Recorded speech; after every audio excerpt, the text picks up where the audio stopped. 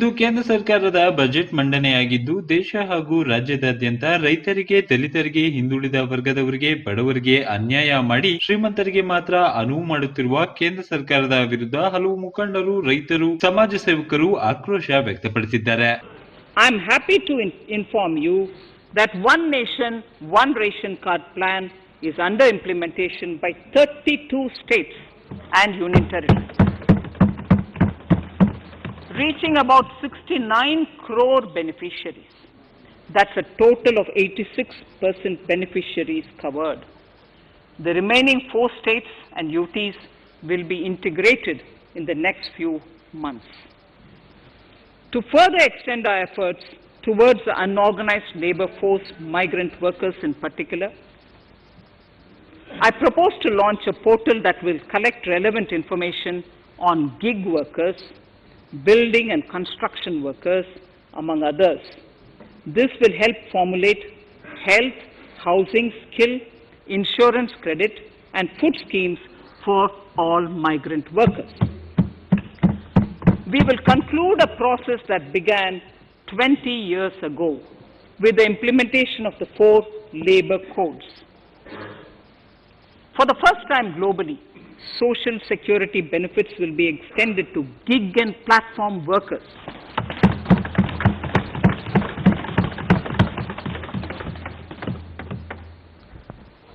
Minimum wages will apply to all categories of workers, and they will all be covered by the Employees State Insurance Corporation. Women will be allowed to work in all categories and also in the night shifts with adequate protection. At the same time, compliance burden on employers will be reduced with a single registration and licensing and online returns. Financial inclusion. To further facilitate credit flow under the scheme of Stand Up India for the scheduled castes and scheduled tribes and also women, I propose to reduce the margin money requirement from 25% to 15% only, and to also include loans for activities in allied sectors in allied activities in agriculture. We have taken a number of steps to support the MSME sector. In this budget, I have provided 15,700 crores to this sector, more than double of the last year's B.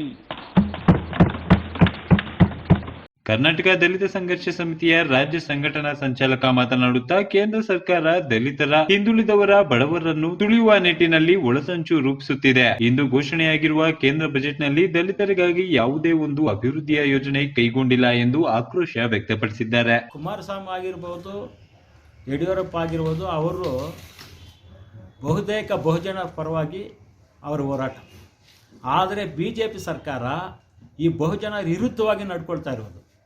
ಯಾಕೆಂದರೆ ಬಡವರು ಬಡವರಾಗೇ ಇರಬೇಕು, ಶ್ರೀಮಂತರು ಶ್ರೀಮಂತರಾಗೇ ಇರಬೇಕಂತ ಅವ್ರ ಕಾಳಜಿ. ಆದರೆ ಈ ಕಾಲ ಜಾಸ್ತಿ ದಿವಸ ಇರಲ್ಲ. ಯಾಕಂದರೆ BJP ಸರ್ಕಾರ ಒಂದೇ ಒಂದು ಕಾರಣದಿಂದ ಅಧಿಕಾರ ಅವಧಿಗೆ ಬರ್ತಾ ಇದೆ. ಏನಂದರೆ VVMಗಳನ್ನು ಬಳಸ್ಕೊಂಡು ಅಧಿಕಾರಕ್ಕೆ ಬರ್ತಾ ಇದೆ. ಆದರೆ ಬ್ಯಾಲೆಟ್ ಏನಾದರೂ ಯೂಸ್ ಮಾಡಿದ್ರೆ BJP ಅನ್ನೋದು ನಮ್ಮ ಕೇಂದ್ರದಲ್ಲಿರ್ಬೋದು, ರಾಜ್ಯದಲ್ಲಿರ್ಬೋದು, ಯಾವುದೇ ಕಾರಣಕ್ಕೂ ಪತ್ತೆ ಇಲ್ಲದರ ಆಗುತ್ತೆ. ಇದಂತೂ ವಾಸ್ತವಾಂಶ.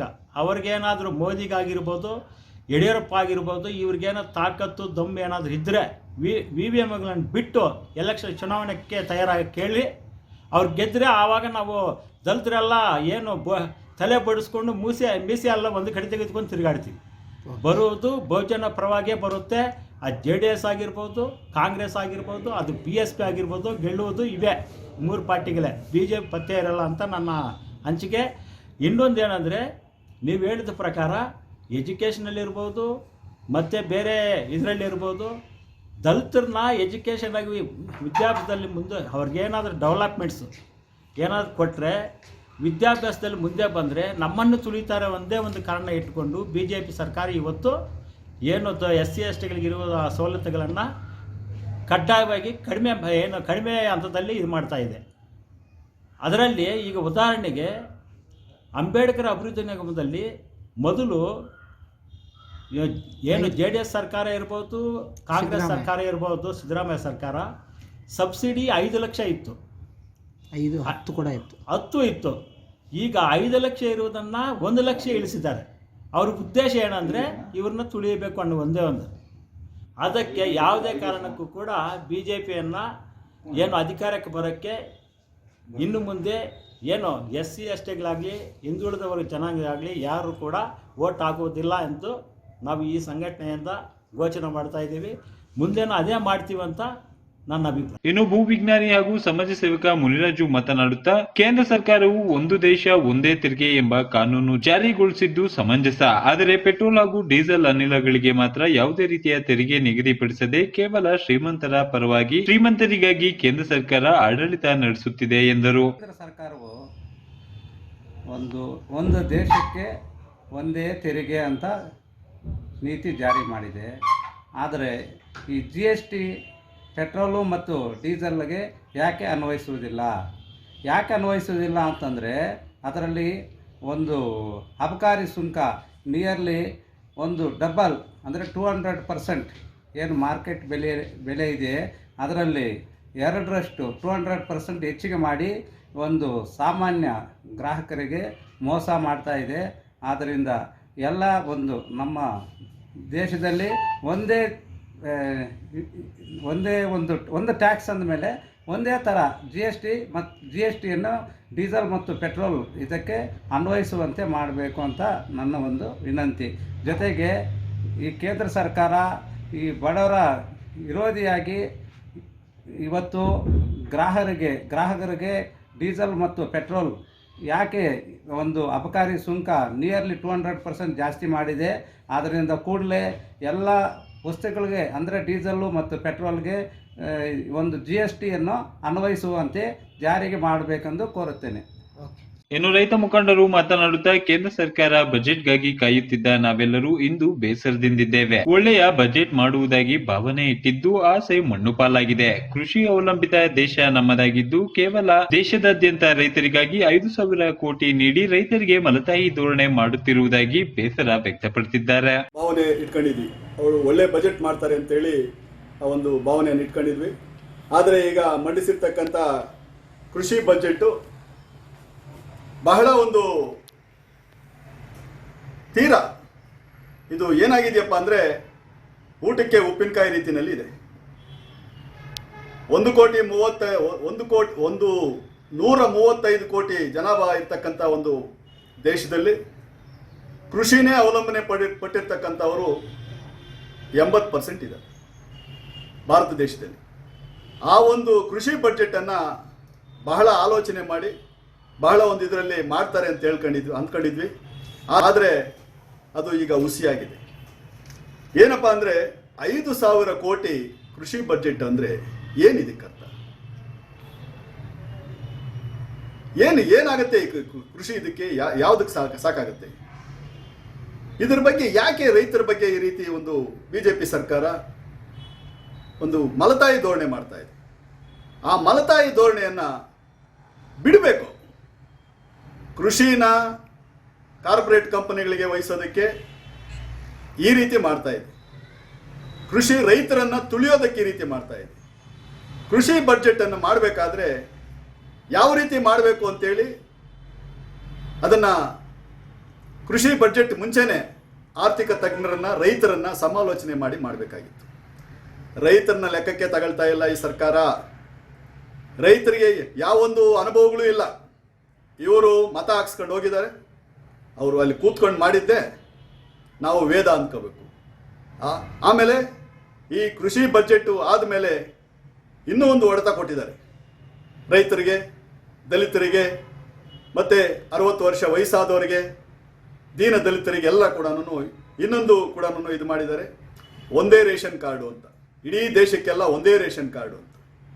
ಇದು ಯಾವ ರೀತಿ ಇದೆಯಪ್ಪ ಅಂದರೆ ಇದು ಕೂಡ ಒಂಥರ ಬಡವರು ಬಡವರಾಗೇ ಉಳಿಬೇಕು, ಸಾಹುಕಾರರು ಸಾಹುಕಾರರಾಗೇ ಉಳಿಬೇಕು ಅನ್ನೋ ರೀತಿಯಲ್ಲಿ ಈ ಒಂದು ರೇಷನ್ ಕಾರ್ಡನ್ನು ಕೂಡ ಮಾಡಿದ್ದಾರೆ.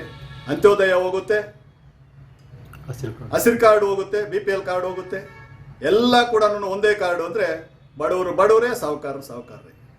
ಇದನ್ನು ಕೂಡ ತೃಪ್ತಿ ತರ್ತಕ್ಕಂಥದ್ದು ಇದು ಕೂಡ ಇದು ನ್ಯಾಯಸಮ್ಮತವಾಗಿಲ್ಲ. ಇದಕ್ಕೂ ಕೂಡ ರೈತರಿಗೆ ಸಂಬಂಧಪಟ್ಟಿರ್ತಕ್ಕಂಥ ಇದೆ.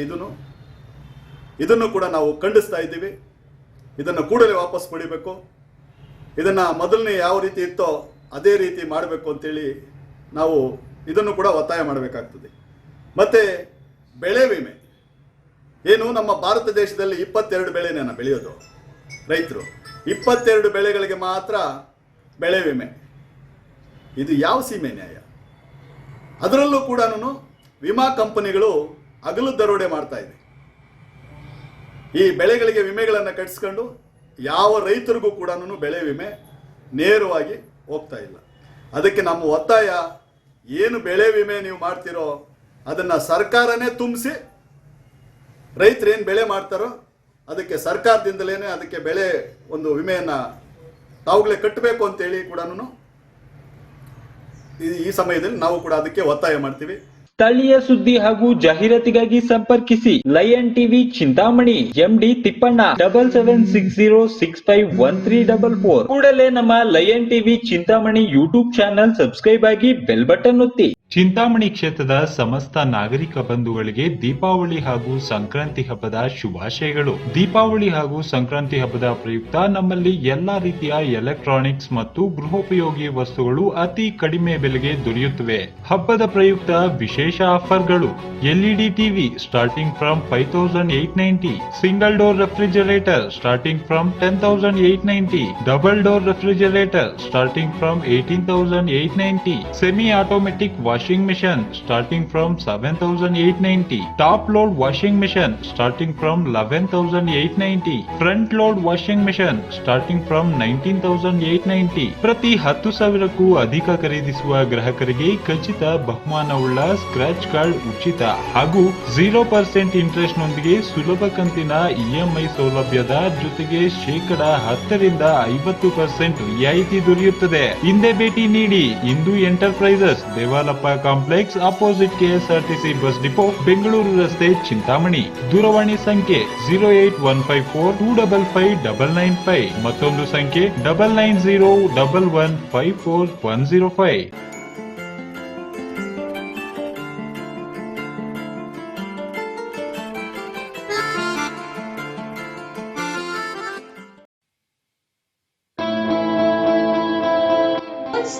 Land developers and builders. ಹಚ್ಚ ಹಸಿರಿನ ನಗರದಲ್ಲಿ ನಿಮ್ಮ ಕನಸಿನ ಮನೆಯನ್ನು ನಿರ್ಮಿಸಿ. ಅದಕ್ಕಾಗಿ ಭೇಟಿ ನೀಡಿ Moon star land developers and builders ಅವರ ಸಮೃದ್ಧಿ ನಗರ. ಸರಿಯಾದ ಆಯ್ಕೆ ನಿಮ್ಮ ದೊಡ್ಡ ಕನಸುಗಳಿಗಾಗಿ. ವಾಸಿಸಲು ಸುಂದರವಾದ ಸ್ಥಳ, ಸೊಗಸಾದ ವಸತಿ ಮತ್ತು ವಾಣಿಜ್ಯ ನಿವೇಶನಗಳು ಮಾರಾಟಕ್ಕಿದೆ. ಈಗಿನ ಕಾನೂನು ಚೌಕಟ್ಟಿನ ಅಡಿಯಲ್ಲಿ ನಿವೇಶನಗಳು ಜಿಲ್ಲಾಧಿಕಾರಿಗಳಿಂದ ಭೂ ಪರಿವರ್ತನೆಗೊಂಡು ನಗರ ಮತ್ತು ಗ್ರಾಮಾಂತರ ಯೋಜನೆ ಇಲಾಖೆಯಿಂದ ಅನುಮೋದಿತ ನಿವೇಶನಗಳಾಗಿದೆ. ಗ್ರಾಮ ಪಂಚಾಯಿತಿ ಖಾತೆ ಇಸ್ವತ್ತು ನೀಡಲಾಗುತ್ತದೆ. ಮೊದಲ 50 ಗ್ರಾಹಕರಿಗೆ ಆಕರ್ಷಕ ರಿಯಾಯಿತಿ ದೊರೆಯುತ್ತದೆ. ಚಿಂತಾಮಣಿ ತಾಲೂಕಿನಲ್ಲಿಯೇ ಮೊಟ್ಟ ಮೊದಲ ಬಾರಿಗೆ ಅತಿ ಹೆಚ್ಚಿನ ಪ್ರಮಾಣದ ವಿಸ್ತೀರ್ಣವುಳ್ಳ ಪ್ರದೇಶವಾಗಿದ್ದು, ಮನೆ ನಿರ್ಮಾಣಕ್ಕೆ ಎಲ್ಲ ಅರ್ಹತೆ ಉಳ್ಳ ಮೂಲಭೂತ ಸೌಲಭ್ಯಗಳನ್ನು ಒಳಗೊಂಡು ಸೆಕ್ಯೂರಿಟಿ ಹೊಂದಿರುವ moon star land developers and builders ವತಿಯಿಂದ ನಿರ್ಮಾಣಗೊಂಡಿರುವ ಸಮೃದ್ಧಿ ನಗರದಲ್ಲಿ ಸೈಟ್ ಪಡೆಯಲು ಹಿಂದೆ ಮುಂದಾಗಿ ಅಭಿವೃದ್ಧಿಪಡಿಸುತ್ತಿರುವವರು moon star land developers and builder, KR ಬಡಾವಣೆ, ಚಿಂತಾಮಣಿ. ಸೈಟ್ ಬುಕಿಂಗ್ ಮತ್ತು ಭೇಟಿಗಾಗಿ ಕರೆ ಮಾಡಿ